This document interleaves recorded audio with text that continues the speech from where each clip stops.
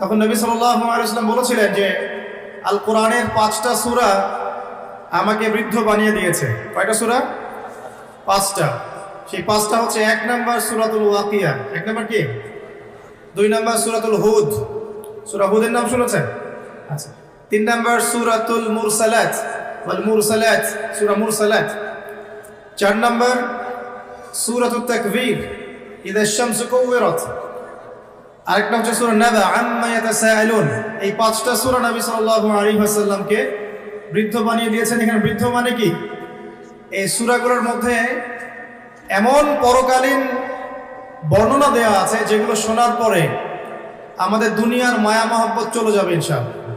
মানুষ তখন পরকালের বাসিন্দা হওয়ার চেষ্টা করবে ইনশাআল্লাহু তাআলা। এর মধ্যে সূরা ওয়াকিয়া একটা। অন্য একটা বর্ণনা পাওয়া যায় আব্দুল্লাহ বিন মাসউদ রাদিয়াল্লাহু আনহু থেকে, যদিও এই বর্ণনা নিয়ে অনেকের